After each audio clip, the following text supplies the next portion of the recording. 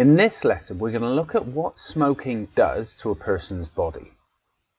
People know that smoking is bad for them, but oftentimes they don't know just how bad.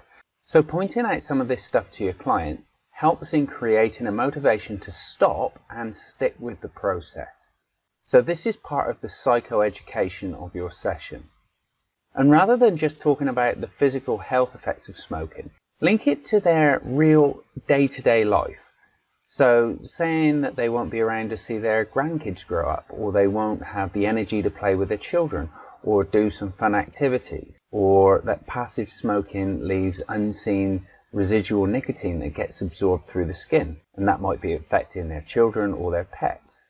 Saying all of this makes it more real for the person than just listing a whole heap of biological symptoms and diseases. But those biological symptoms and diseases are real. There are in fact more than 200 poisons in cigarette smoke. There's also a massive amount of carbon monoxide in cigarette smoke that bonds to red blood cells 210 times more readily than oxygen. Effectively, it's suffocating every single cell in their body. Most people are aware of the diseases that smoking causes, such as lung cancer and heart disease and stroke, but it doesn't stop there.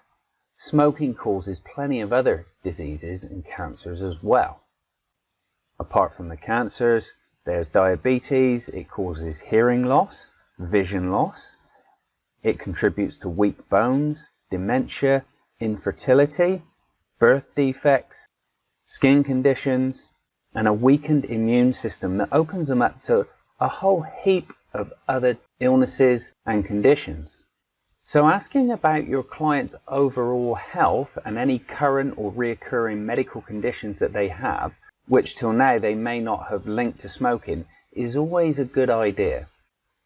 And I know that this is a big generalization. However, men and women often have very different motivations other than health, and these can be used to leverage their motivation to stop smoking.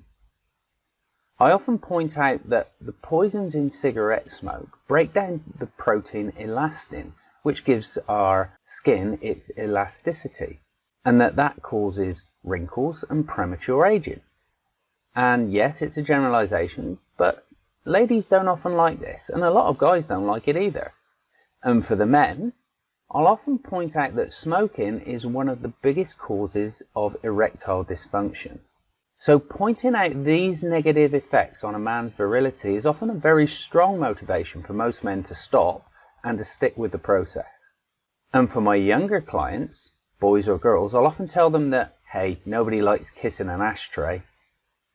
I'm aware that this creates a lot of negative motivation, which I do on purpose and is useful. But also point out to them that there are plenty of benefits of stopping smoking, and that stopping smoking now can actually make quite a difference. So pointing out these health benefits provides a good positive motivation. So whether or not a person's motivation to stop smoking is health related or not, it's good to point out how the body recovers. This information, by the way, is sourced from medicalnewstoday.com, and it's an article written by Jenna Fletcher.